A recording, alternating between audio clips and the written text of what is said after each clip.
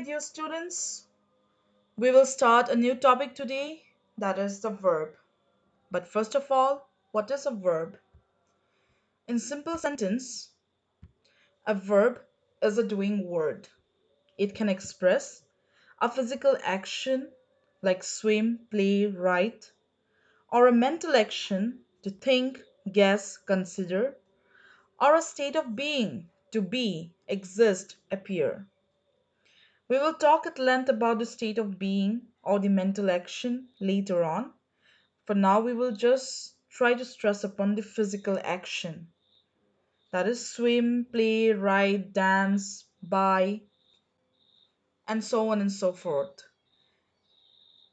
Mizo tong chuan in verb hi enge ni kan ti chuan thil ti le ni soina kha ani mai ni also theyang berin kan thil ti le ni soina kha enge ti kan han ti ta tiro kan chan na chuan kamu choka e lekha ka zir lekha ka ziak kein ka kal te kan han ti ta mu ziak kal khang zong zong kha verb ani kan thil ti kan soina kha verb ani mai ni. That is why we say in simple sentence verb is a doing word. All right. Now the main motive today is to know about the two kinds of verb. Number one is the principal verb or the main verb, and the second one is the auxiliary verbs or the helping verbs. First of all, let us try to understand what is exactly a principal verb or a main verb. So it says a main verb is a verb that expresses an action. Itilti lo titiang tu lo soi tu ka inge iti ber ka mo. It gives the major information in terms of nature of the action.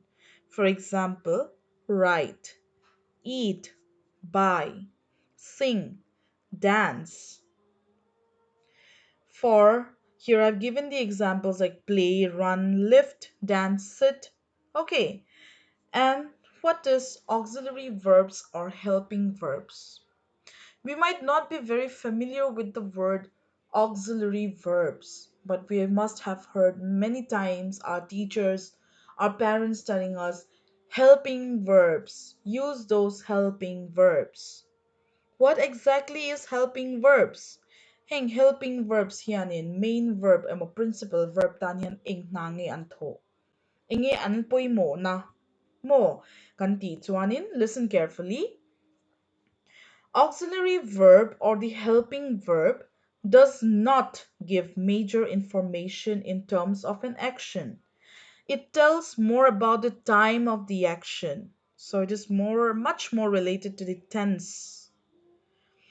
Okay, not the nature of action. Kami kan main verb patika kan thil tia kha in tika kan ti nge. Kami min shil chiang tu watan khanin heng helping verb te hi kan mang china ni helping kan ti chan pui tu khani me atiro u. That is why we call them the helping verbs, because this helping verbs helps the main verbs in expressing the time of the action. There are some examples like is, was, am, have, had, will. Now let us try to understand with some examples. Look at the examples. Lee eats cake. Now, eating is something Lee can do. It is a physical activity, isn't it? Lee eats cake. Therefore, eat or eats is a verb. The doctor wrote the prescription. The doctor wrote the prescription. He wrote a song. Ravi wrote a song. Wrote is a verb. It expresses the physical activity to write. Now, you can make so many more examples with the main verbs like eat, write, dance, sing. She sings. She sings beautifully, and so on. Now, let us look into some more examples. She is sleeping. She was sleeping. There is an action. An action has been done here. And the main action here is the nature of action is to sleep, isn't it? But here I've used two different words. In the first one, I've used is, in the second one, I've used was. In the first sentence, where I used is, it reveals that the action is being done in the present. Til thing make ania wang khan in present. Modun huna thing make ania wang khan. She is sleeping. Katitane is kakaran mangtani. But then again, in the second sentence, I said she was sleeping. So this reveals that the action was being done in the past. Thilti to. Hun kal to akan thilti. Kasoya wang khanin was kakaron mangtani. So like I told you, helping verbs helps the main verb in expressing the time of action. Kha kan main verb kan action kan tia kha kan thilti akha. In tika kan ti nge hun min shil chiang tu atan hian heng helping verb te hi kan mang chin ni. Now let us move on to another type of helping verb. Now here I said another type of helping verbs is modals, or we call it as modal verbs. Now what are modal verbs? They helps us to express mood of a sentence. All right. And when we say what is mood, that is the attitude of the speaker.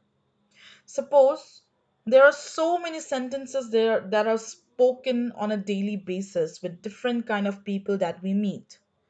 Now somebody wants to tell us the ability, somebody wants to talk about the permission or the possibility of things. So there is a certain tone. A tone is used or a mood is used. So there comes this helping verbs known as the modal verbs.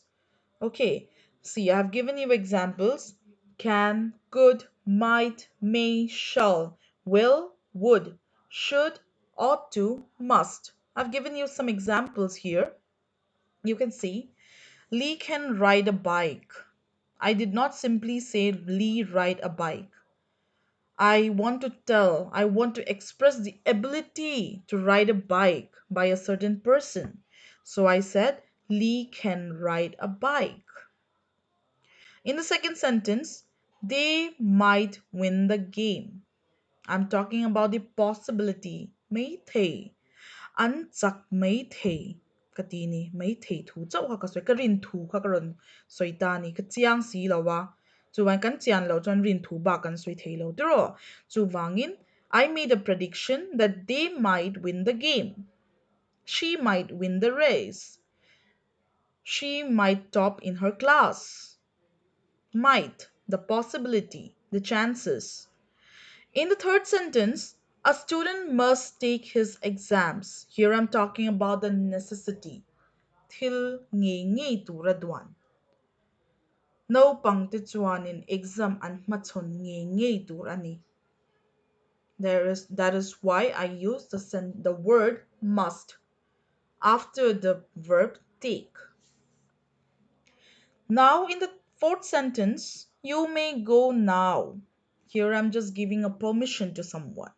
Ikal theye, kal toro le katitani. That is why I used may to give permission. Even when you ask your teachers, teachers, may I come in? You're asking for a permission. May I come in, isn't it? So, there you're talking about the tone, the mood of the sentence is asking for a permission. Therefore, I have used the modal verb may. So, that is all for today. I hope you enjoyed and understood what I tried to deliver. Thank you very much, everyone.